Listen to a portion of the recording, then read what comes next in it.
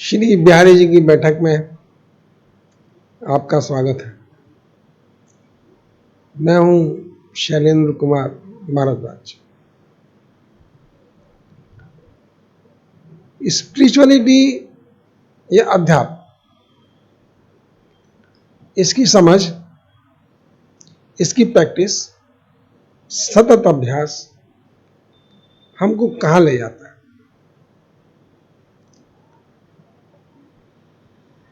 पहली बात तो हम ये समझ पाते हैं कि सहजता हमारे नित्य के कार्यकलापों का एक अहम हिस्सा बन जाता है। मैं थोड़ा विस्तार से जानना चाहता हूं। हमारे अंतर्मन में हर समय अनेकों प्रकार की विद्युत चुंबकीय तरंगें विचारों के रूप में आती और जाती हैं। इनके जो इंटरफ्रेंस है, इनका जो आपस में इंटरेक्शन है,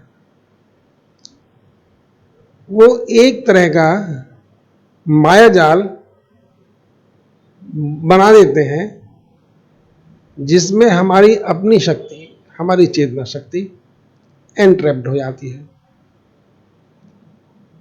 और कई बार तो जो हमको इमीडिएटली विजिबल हो रहा है वो भी हमारी आंखों से ओवरलुक हो जाता है। तो जो तरंगों का मायाजाल, जिसको आम बोलचाल की भाषा में विचार प्रवाह कहेंगे, थॉट प्रोसेस कहेंगे, ये हमको असहज बनाए रखता है। हम कई बार उन चीजों से भी प्रभावित हो जाते हैं जिनका हमारे जीवन में, हमारी लाइफ स्टाइल में कोई महत्व नहीं है। तो जब हम स्पिरिचुअलिटी की तरफ बात करते हैं, धीरे धीरे करके उसे अभ्यास करते हैं, तो हम एक सहज अवस्था को प्राप्त करते हैं। देखिए, किसी भी चीज को सीखने और जानने के लिए एक परिपक्व टीचर की आवश्यकता होती है। और अगर हम कृष्ण और राम की बात करते हैं, भगवान की बातें करते हैं, ब्रह्म की बातें करते हैं, वो कहीं ना कहीं एक हकीकत है। उसके बगैर आश्रय के हम नहीं कर सकते। कुछ भी सीखने के लिए हमें गुरु चाहिए, आसपास का एनवायरनमेंट चाहिए, परिस्थितियां चाहिए, और उसके लिए जिसने ये दुनिया बना रखी है उसका सहारा तो हमको लेना ही पड़ता है। हमें उसके नियम कायदे मानने पड़ते हैं। हम यहां बैठे हैं, लेकिन जैसे ही हम बाहर निकलने के लिए चेष्टा करते हैं, घर से बाहर निकलने की बात करते हैं, तो बाहर निकालने के कुछ कायदे और कानून हैं। हमें अपने लेफ्ट में चलना होगा। हमारा, अगर हम वाहन चला रहे हैं तो हमको ध्यान रखना होगा कि किसी क्रॉसिंग पे लाल बत्ती है, हम उसे क्रॉस ना करें। ट्रैफिक के नियम हैं, आम बोलचाल के भी नियम हैं। हम किसी की भी फीलिंग को हर्ट्स करने का अधिकार नहीं रखते हैं। तो ये नियम गवर्नमेंट के बनाए हुए हैं, हमें उसका पालन करना चाहिए। इसका मतलब हमारे घर के बाहर ही गवर्नमेंट के नियम लागू हो जाते हैं। लेकिन जब हम अपने घर में बैठ जाते हैं, अपने कमरे में होते हैं, तो फिर हम पे गवर्नमेंट का रूल लागू नहीं होता। गवर्नमेंट हमें इसके लिए तय नहीं कर सकती कि भाई हम कितने बजे सोएं, जगें, किस करवट सोए, कब सोए, ये हमारी अपनी फ्रीडम होती है। तो यहां में दो बात दिखाई हमको दे रही हैं कि पहली बात कि हम गवर्नमेंट के कायदे कानून से भी बंधे हुए हैं, लेकिन तब जब हम बाहर निकलते हैं, और जब हम अंदर होते हैं, अपने घर में होते हैं, तो हमारे अपने सोच ही हमारे साथ देती है, हम पे गवर्नमेंट के कायदे कानून लागू नहीं होते। तो इस तरह से जैसे हमने पिछली किसी चर्चा में अंतर जगत और बाहरी जगत की बात कही थी, वही बात यहां पर लागू होती है कि जब हम अपने अंदर एंटर कर जाते हैं, तब फिर हम अपनी दुनिया में स्वतंत्र होते हैं, कुछ हम पे प्रभावी नहीं होता। जब हम बाहरी जगत में जाएंगे, संसार में जाएंगे, तो फिर हमारे पास सब चीजें लागू होंगी। तो ये जो नियम है, ये हर समय लागू होते हैं। और हम जब अपने बेसिकली हम जब घर से बाहर निकलते हैं, घर में हम कुछ भी पहन के बैठ जाएं, कैसे भी बैठ जाएं, कोई चिंता की बात नहीं है। लेकिन जब बाहर निकलेंगे तो एक प्रॉपर ड्रेस भी रिक्वायर्ड है, प्रॉपर बिहेवियर भी रिक्वायर्ड है। तो ये जो हमने बात कही कि स्पिरिचुअल एंड पर्सनालिटी, ये इन दो बातों को प्रतिबिंबित करती है। पर्सनालिटी मीन्स हमारा बाहरी व्यक्तित्व, और स्पिरिचुअलिटी मीन्स हमारा आंतरिक व्यक्तित्व। ये दोनों एक दूसरे से जुड़े हुए हैं। बाहरी व्यक्तित्व में गवर्नमेंट के ऊपर हमारा सीमित अधिकार है। गवर्नमेंट ने कायदे कानून बना दिए हैं तो हमें फॉलो करने होंगे, लेकिन अपने अंदर के अधिकार तय करने में हम स्वतंत्र हैं। हम मेडिटेशन करना चाहते हैं तो कर सकते हैं, हम योगा करना चाहते हैं तो कर सकते हैं, हम डीप ब्रीदिंग करना चाहते हैं तो कर सकते हैं, हम भगवान को माने या ना माने तब भी कर सकते हैं। ये हमारा अपना अधिकार है। तो पहले तो हमको बहुत क्लियरली अपने आंतरिक जगत और बाहरी जगत को विभक्त करना सीखना होगा। अगर सीखने के लिए बहुत इंपॉर्टेंट कुछ है तो वो यही है कि आप अभ्यास करें, प्रैक्टिस करें,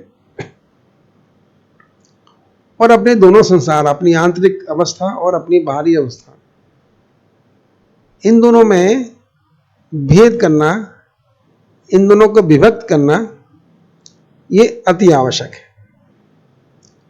इसके बगैर हम उचित दिशा में आगे नहीं बढ़ सकते। छोटी छोटी बातें हमको प्रभावित कर जाती हैं। अभी मैं लगभग 1 महीना विदेश यात्रा पर रहा, कनाडा, अमेरिका, दुबई। उनके समाज को, उनके जनमानस को, उनके कार्यकलापों को करीब से देखा,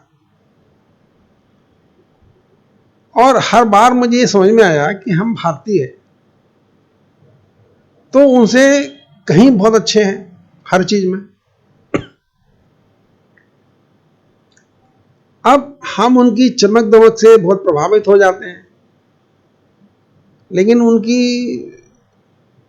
उनके पास रिसोर्सेज हो सकते हैं, लेकिन लाइफ की जो आंतरिक, वो भी अच्छा हो सकता है। मैं किसी बात में ये नहीं कहने का हक रखता हूं कि किसकी लाइफ अच्छी है और kiसकी लाइफ खराब है, लेकिन मैं ये जरूर कह सकता हूं कि हमें अपने ऊपर नाज होने की आदत डालनी पड़ेगी। हमको अपने ऊपर आत्मविश्वास बनाए रखने की चेष्टा करनी होगी। हम कोई भी हो, आप कोई भी हो, इससे कोई फर्क नहीं पड़ता।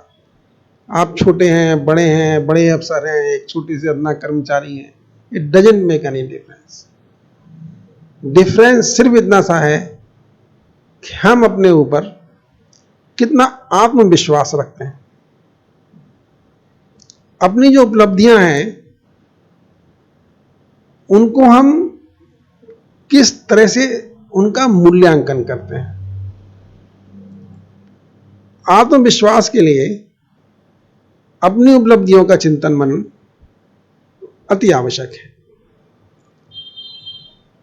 जब हम अपनी उपलब्धियों को देखते नहीं और दूसरे की छोटी छोटी उपलब्धियों से भी ध्यान देने लग जाते हैं, कई बार हम अपने आत्मविश्वास के साथ समझौता करते हैं। ये तो ठीक नहीं है। इसके वाइस वर्सा भी सही है। मैंने कुछ लोगों को देखा है जो अति आत्मविश्वास से भरे होते हैं, उनका आत्मविश्वास इस लेवल तक हो जाता है कि उनको दूसरे की उपलब्धि नजर नहीं आती। तो एक है अति आत्मविश्वास और एक है लो आत्मविश्वास, मतलब अपने आत्मविश्वास से जो है उससे कम रखना। हमको एक जेन्युइनिटी हमारे अंदर आनी चाहिए। हम जहां खड़े हैं, जैसे हैं, हमें उस पर आत्मविश्वास होना चाहिए और दूसरे के आत्मविश्वास को भी सराहना चाहिए। हमारे व्यक्तित्व के ये जो दो महत्वपूर्ण पहलू हैं वो यही है कि हम खुद भी कॉन्फिडेंट हैं, आत्मविश्वास में से भरे रहें, लेकिन हम दूसरे के आत्मविश्वास को भी स्पेस दें, जगह दें। ये हमारे दैनिक कार्यकलापों में अति आवश्यक है। दूसरा, प्रभावित होने की क्षमता। कोई जब बहुत बड़बोलापन दिखा रहा हो, कोई बहुत बड़ी बड़ी बातें कर रहा हो, तो ये आवश्यक नहीं है कि हम उससे बहुत जल्दी प्रभावित हो जाएं। हमको ये बहुत ध्यान देने की जरूरत है कि जो सामने वाला कर रहा है, बोल रहा है, उसमें किस हद तक हमारे लिए ग्रहण करना आवश्यक है और किस चीज को हमें डिस्कार्ड कर देना चाहिए। ये हमारे पर्सनैलिटी के सेगमेंट है। क्योंकि कोई भी आदमी अकेले बंद कमरे में हमेशा नहीं रहता है। प्रकृति ने, भगवान ने हमें दोनों संसारों में भ्रमण करने का अधिकार दे रखा है। सूर्य के उजाले में, दिन के निकलने पर हम बाहरी जगत से संबंधित हो जाते हैं, हमें उसमें एंटर करना होता है, हमें जाना होता है उसमें।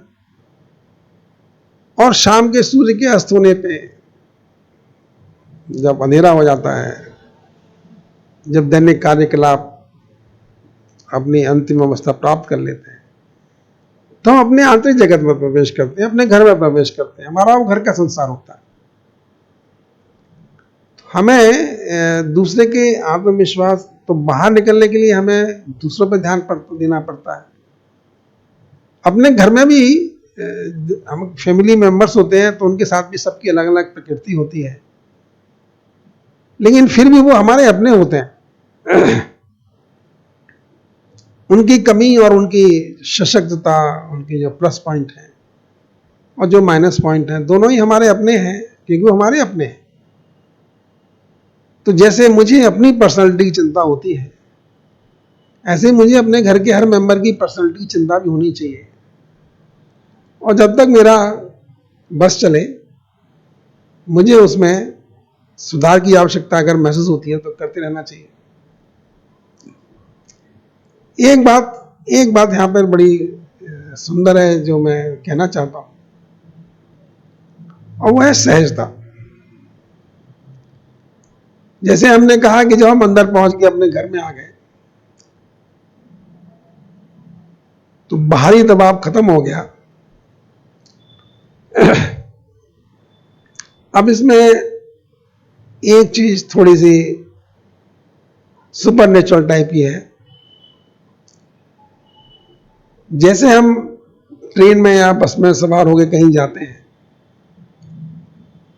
तो बाहरी संसार हमें बहुत तेजी से घूमता दिखाई देता है। हम बस में स्टेशनरी अवस्था में बैठे होते हैं। कुछ इसी तरह से हम पृथ्वी पे बैठे हैं, लेकिन पृथ्वी तो घूम रही है।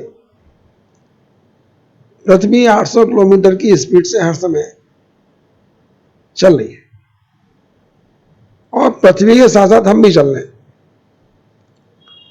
तो इस 24 घंटे में जब पृथ्वी अपना पूरा एक सर्किल पूरा करती है तो बहुत सी जगह से गुजरती है, बहुत से ग्रह, नक्षत्र, तारा मंडल उनके प्रभाव क्षेत्र से निकलती है। तो उनका जब प्रभाव क्षेत्र होता है वह भी हमको कहीं कहीं प्रभावित करता है। कहने वाले तो या हमारे ग्रंथ तो ये भी कहते हैं कि जो भी ग्रह नक्षत्र हैं वो हमारे कर्म फलों का निर्धारण करने के लिए, हमें दंड और पुरस्कार देने के लिए नियुक्त किए गए हैं। और इसलिए जो हॉरोस्कोप होता है, कुंडली, ग्रह नक्षत्रों की प्लेनेटरी पोजीशन होती है, वो हमको पुरस्कार भी देती है और दंड भी देती है। लेकिन हम जब ऊपर वाले की बात करते हैं, जब कृष्ण की बात करते हैं, राम की बात करते हैं, तो हमें लगता है कि इस ब्रह्म का जो आभा मंडल है, जो उनका शक्ति है, वो इन सबसे ऊपर है। तो मुझे नहीं पता, मैं तो किसी ज्योतिषी इस पे ज्यादा विश्वास करता नहीं, करता हूं, लेकिन मैं कभी कर्म कांड के द्वारा ऐसा मैंने चेष्टा नहीं की कि मेरे पास ये शांत करूं, इस ग्रह को शांत करूं। मैंने कभी ऐसी कोशिश नहीं करी। मैंने कृष्ण को पकड़े रखा। मुझे विश्वास रहा कि अगर मैं कृष्ण को पकड़े रखूंगा तो ये सब गलत ग्रह, परेशान करने वाले ग्रह, सब धीरे धीरे करके प्रभावित हो जाएंगे। मेरे अंतर मन में कृष्ण बसते हैं, मैं उनको बसाना चाहता हूं, कोशिश करता हूं, प्रार्थना करता हूं, चेष्टा करता हूं कि मैं कृष्ण से बहुत दूर ना जाऊं। और इसीलिए मैं बहुत सी चीजों से बचा भी रहता हूं। कई बार मुझे ऐसा बोध होता है कि यार देखो, ये हो सकता था जो नहीं हुआ, मुझे ये कष्ट आ सकता था जो नहीं आया।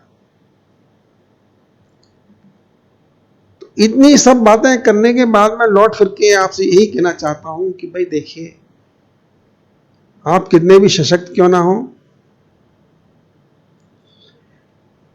बुद्धि भ्रष्ट हो जाती है। अगर बुद्धि भ्रष्ट ना होती तो इतनी दुर्घटनाएं ना होती। बहुत सी चीज ओवरलुक हो जाती हैं, आंखें उनको देख नहीं पाती, ऑफ द साइड वो निकल जाते हैं और हमें कष्ट दे सकते हैं। तो हम आपको धर्म भीरू नहीं बनाना चाहते, हम नहीं चाहते कि आप धर्म भीरू बने, लेकिन आप ये मान के चलिए कि आप जो कुछ हैं, जैसे भी हैं, आपको सब प्राकृतिक रूप से उपलब्ध है। ये शरीर, ये मन, ये बुद्धि, ये सूर्य, ये चंद्रमा, ये सब आपने तो बनाए नहीं है, हैं, मिले हैं आपको। और जिसने दिए हैं उसकी तरफ हमें शुक्रगुजार होना चाहिए। हम बहुत से सुख उठा लेते हैं। सुख उसे कहते हैं कि हमारा मन करता है, हमारी इंद्रियां कहती है कि भाई ये कर लो, और हम वो कर लेते हैं। ये सुख होता है, बाकी सुख की कोई और परिभाषा नहीं है। हमारे मन में एक चाहना उठी, चाह उठी और हमने उसे पूरा कर लिया तो हम सुखी हो गए। वो चाह पूरी नहीं हुई तो हम दुखी हो गए। तो ये जो चाह उठती है, हमारी चाहना पूरी हो जाए, ये इच्छा है। अच्छा होता कि बहुत इच्छाएं ना हो, क्योंकि हर चीज करने के लिए ऊर्जा चाहिए। आपकी इच्छा पूर्ति में भी आपकी कुछ ऊर्जा चाहिए। लेकिन अगर कोई इच्छा है तो उसको मारिए मत, कभी कभी नकारात्मकता को प्राशय मत दीजिए, आशय मत दीजिए। जीवन में ना शब्द को मिनिमाइज कर दीजिए। मैं ये नहीं करूंगा, नहीं ये नहीं। जितना खराब ये है कि मैं करूंगा, ये मतलब ये अहंकार घोषित करता है, उतना ही खराब ये भी है कि मैं ये नहीं करूंगा। क्योंकि दोनों एक ही सिक्के के पहलू हैं, दोनों ही हमारे अहंकार के प्रतिबिंब करते हैं। मैं ये करूंगा, ये भी हमारा अहंकार है, मैं ये नहीं करूंगा, यही मेरा अहंकार है। इसलिए सहजता है जीवन में जो बहुत बड़ी चीज है, जो प्रभु कृपा से प्राप्त होती है, जो गीता का एक मार्गदर्शन है, दैट इज सहजता, सहज योग। हम बहुत सहज हो जाए, सहजता से हर चीज को। और सहज योग वो अवस्था होती है जो हमारे अंदर की चल रही तरंगों को शनै शनै विश्राम प्रदान करती है, हमको उनके प्रभाव से मुक्त करती है। जब तक हम अपने अंदर चल रही तरंगों से प्रभावित होते हैं तभी तक हम असहज होते हैं। लेकिन जिस क्षण हम अपनी अंदर की तरंगों को से प्रभाव से मुक्त हो जाते हैं तो हमारे अंदर सहजता का आवरण आ जाता है। सहज रहें, सबकी मंगल कामना करें और अपनी तृप्ति, अपनी इंद्रियों की इच्छाओं को जो जैसा आ रहा है हमें सीख जाना चाहिए कि let it go, let it go. कोई चीज जा रही है तो उसको जाने दीजिए, कोई चीज आ रही है तो उसको आने दीजिए, पकड़ने की चेष्टा मत करिए। आप जाती हुई चीज को रोक नहीं पाएंगे, कोई नहीं रोक पाया आज तक। जिसको जाना है चला जाता है, और जो आपके जीवन में आ रहा है उनको, उसको भी आप नहीं रोक पाएंगे, आ ही जाता है। इसलिए मस्त रहिए। और ये मस्ती तब आती है जब हम प्रभु श्री कृष्ण के साथ बैठे होते हैं। वो बांसुरी बजाते हैं, अपना मधुर संगीत हमको सुनाते हैं। कृष्ण कहते हैं कि वो बांसुरी इसलिए बजाते हैं कि उनके जो भक्त हैं, उनके जो शुभेक्षु हैं, जो उनका देशमरण करते हैं, वो संगीत की मधुर स्वर लहरी में मस्त रहें, चिंता रहित रहें, सहज रहें, प्रसन्न रहें। कृष्ण जी के साथ बैठने का यही फल है। इसके साथ ही मैं आज के वार्तालाप को यही विराम देना चाहता हूं। जय श्री कृष्ण। खुश रहें, प्रसन्न रहें, स्वस्थ रहें।